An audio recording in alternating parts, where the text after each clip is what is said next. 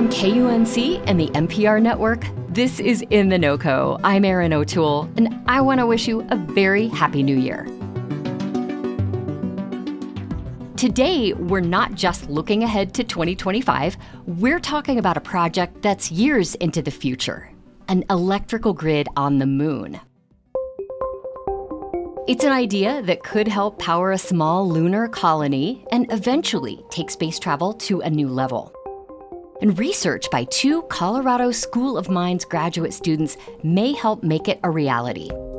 Tolten and Liang built a prototype of that lunar grid and presented it during a recent competition run by NASA. The prototype worked, and Chris and Ken won a $500,000 prize to continue developing their idea. Chris and Ken joined me to talk about their vision, which includes eventually mining minerals on the moon to fuel spacecraft, and what it could mean for space travel. Ken, why is building a power grid the first step towards space mining? Yeah, so everything needs power, right? Whether that's electrical energy or rocket fuel or, gasoline or coal. Everything needs energy to move and do things. So on the moon, there's no coal, there's no oil, and everything is going to be electric vehicles. Everything's going to run off of electricity, whether you use nuclear fuel to get there or solar panels. So right now, you don't have a grid, and you have basically people showing up with a lander, and they got a couple of solar panels on top. And if you imagine, people right now on Earth, they drive a Tesla, they charge up at home, and they have this large solar panel bank on their roof.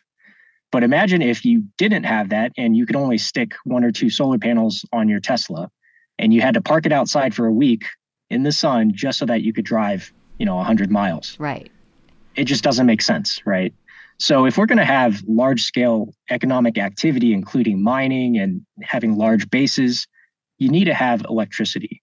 And this is just fundamental infrastructure that we think that is important to work on, and NASA thinks it's important to work on. So it's the number one lunar infrastructure goal right now. Sure. And Ken, it sounds like that would be important if there are plans for building like a moon base. Absolutely. Yeah. So we think that they're going to need about 11 kilowatts of electricity to operate a moon base, based off of what NASA's been telling us.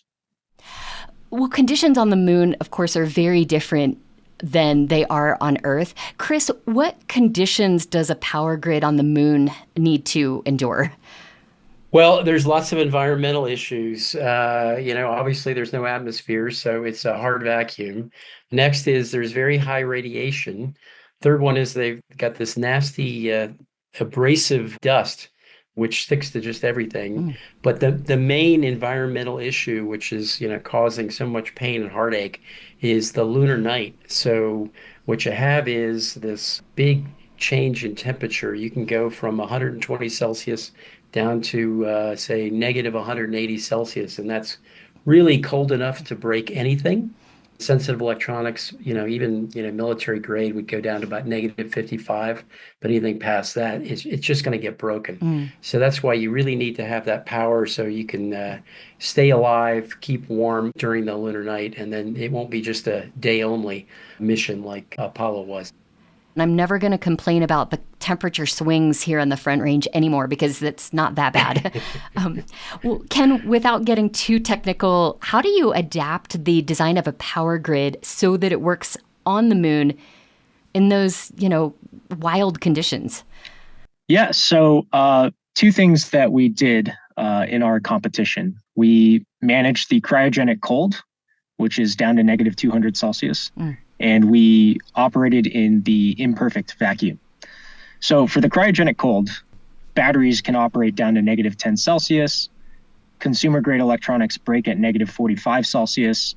Military grade electronics are rated for negative 85. So how do you keep everything from freezing up at negative 200, right? We actually developed a passive thermal management system, and it uses no moving parts, no pumps, no valves. But we managed to basically make a big igloo cooler, but for the moon, and keep everything inside nice and toasty.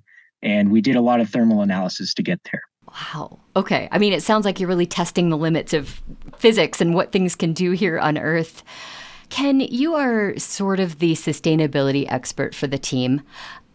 A little part of me is resistant to the idea of digging up the moon for minerals. Do you meet people who are skeptical about this idea? And if so, what do you say to them? Absolutely. I hear this pretty often, but everything we do in life is a trade-off, right? So right now we are polluting and we are destroying our ecosystem. The alternative is doing that on the moon instead of destroying, animal habitats and wildlife habitats.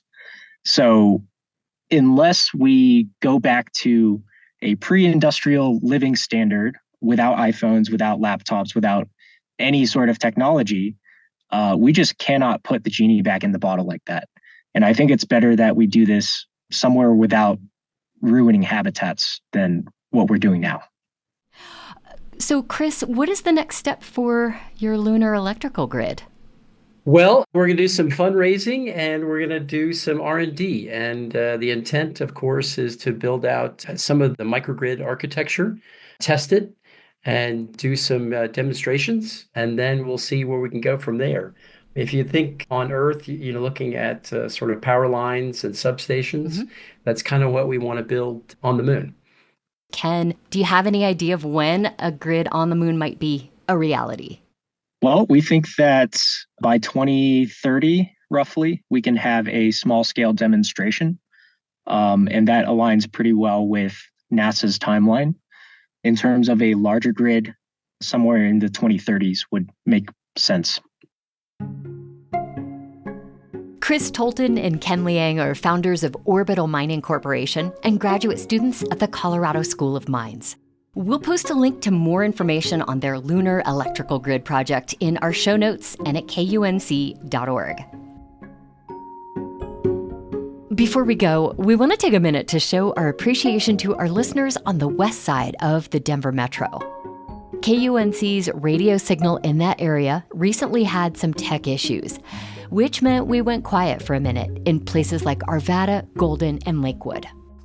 So, to make it up to those listeners, we wanted to share our appreciation for those communities because they are fascinating. I mean, did you know that Arvada was once considered the celery capital of the world? Did you know that before Colorado was a state, Golden was the capital of the Colorado Territory? And did you know that Lakewood was once called Jefferson City? Yup, leaders there changed the name after just a few months, partly to avoid confusion with Jefferson City, Missouri. So, to our listeners on the west side of the metro area, know that we appreciate your patience, along with all the cool facts that make your cities so interesting. That's it for us today on In The NoCo. I'm Erin O'Toole. Thanks so much for listening on whatever radio signal or podcast app works for you. See you next time.